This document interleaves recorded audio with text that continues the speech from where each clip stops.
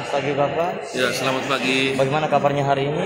Ya, saya senang dan bahagia sekali karena dilantik ya oleh Mungkin Bupati. Bapak bisa ungkapkan perkembangan momen hari ini dengan pelantikan Bapak sebagai Ya. camat ini. Jadi saya ini adalah camat aspirasi. Jadi Pak Bupati itu mendengarkan aspirasi dari masyarakat Kecamatan Mego, karena permintaan masyarakat Kecamatan Mego bahwa saya adalah mau menjadi camat Mego. Saya tidak tahu itu adalah masyarakat melihat seperti apa, tapi bahwa itu adalah kemauan masyarakat Mego bahwa saya mau supaya saya ditempatkan menjadi camat Mego. Oleh karena itu bahwa saya punya moto untuk mau melaksanakan tugas saya sebagai seorang camat adalah gembala. Gembala itu kan kalau orang yang beriman itu Kristen itu gembala itu adalah seorang, kita mengenal Yesus pengembala toh. Jadi seorang gembala yang baik itu adalah harus mengenal dombanya, dan domba yang baik itu harus mengenal gembalanya. Oleh karena itu bahwa seorang pemimpin yang baik dia harus mengenal masyarakatnya, dan masyarakat yang baik harus mengenal pemimpinnya. Tetapi juga gembala itu merupakan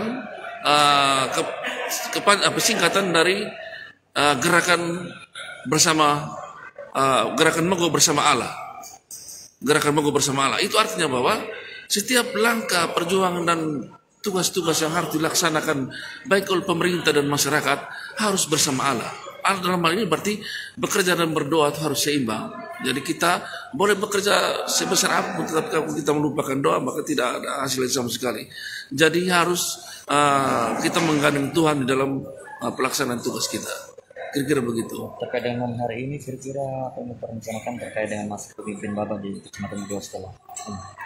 Oleh karena itu pada konsep saya yang pertama saya harus karena saya ini walau bertugasan 1 tahun lebih sebagai sekretaris camat, oleh karena itu saya punya tugas pertama ini harus melakukan kunjungan kerja ke desa-desa. Kurang lebih di sana itu ada 10 desa dan 2 desa persiapan. Maksud kunjungan kerja itu apa? Pertama saya harus memperkenalkan diri saya dan juga keluarga kepada masyarakat supaya masyarakat itu mengenal seorang pemimpinnya, dan saya juga harus mengenal masyarakat. Oleh karena itu saya harus tidur di desa itu. Itu kunjungan pertama. Kemudian yang berikut dalam kunjungan itu saya harus menginformasikan penyelenggaraan pemerintahan, pelaksanaan pembangunan baik pemerintah di kecamatan maupun pemerintahan saat ini dalam Pak Ruby Hidong dalam pelaksanaan tugas-tugas hasil-hasil karya pelaksanaan selama ini dia menjadi bupati, apa yang dilaksanakan. Saya harus menginformasikan itu kepada masyarakat supaya masyarakat itu tahu apa yang sudah dilaksanakan oleh bupati. Kemudian yang ketiga adalah harus turun ke sana, itu maksudnya untuk saya mau mendengar aspirasi dan masyarakat berkaitan dengan persoalan atau permasalahan dan segala kesulitan dan kekurangan yang dihadapi oleh masyarakat, sehingga seorang pemimpin itu harus tahu tentang persoalannya. Oleh karena itu dengan persoalan yang dihadapi itu jalan keluarnya kita dapat mengambil jalan keluar untuk mengambil kebijakan-kebijakan tertentu untuk dapat menyejahterakan masyarakat. Baik Bapak, dalam konteks pengabdian di masyarakat, pengalaman Bapak kan sudah pernah menjadi sekretaris camat. Mungkin Bapak bisa cerita sedikit bagaimana pengalaman Bapak dan sampai pada hari ini dilantik menjadi camat. Sebelum saya kurang lebih 10 tahun menjadi sekretaris camat, tetapi juga sebelumnya saya pernah menjadi lurah kurang lebih 5 tahun. Jadi langkah yang pertama pengalaman saya laksanakan ini yang saya alami, misalnya sebelum saya pernah menjadi lurah itu ada satu persoalan yang dihadapi oleh warga masyarakat dalam hal ini listrik misalnya. Itu mereka berjuang, kelurahan di Baliti itu mereka berjuang dari tahun 80-an sampai saya masuk menjadi lurah tahun 2006 itu baru listrik itu menyala. Padahal pusat untuk menyala di kota Maumere itu ada di kelurahan mereka. Dan saya berjuang bersama masyarakat, akhirnya listrik menyala di wilayah itu. Kemudian pendidikan, di bidang pendidikan saya bersama masyarakat mendirikan sekolah Santap. Santap itu menurut aturan itu harus di desa dan di daerah terpencil. Tapi kenapa bisa di kota?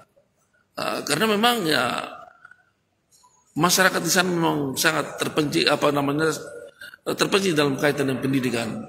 Pendidikannya kurang sehingga memang butuhkan sekolah.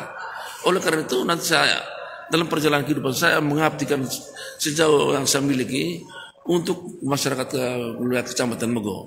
Jadi saya akan turun dan tidur di desa itu. Itu sudah pasti. Itu menjadi tugas dan tanggung jawab saya. Dan saya harus menggandeng dengan dalam perjalanan melaksanakan tugas itu harus menggandeng pihak gereja. Karena kenapa? Karena yang kita mau bina itu adalah sebenarnya satu saja, itu menyangkut masyarakat. Hanya beda penyebutan. Kalau pemerintah itu berbicara menyebutkan masyarakat, gereja menyebut umat. Kenapa selama ini kelihatan berjalan sendiri-sendiri? Oleh karena itu kalau saya camat, maka saya akan menggandeng dengan pihak gereja, kita turun sama-sama dengan pihak gereja ataupun lembaga yang lain, lembaga pemerintahan ataupun lembaga adat atau lembaga-lembaga lain, kita berkolaborasi bekerjasama untuk bersama-sama membangun wilayah itu.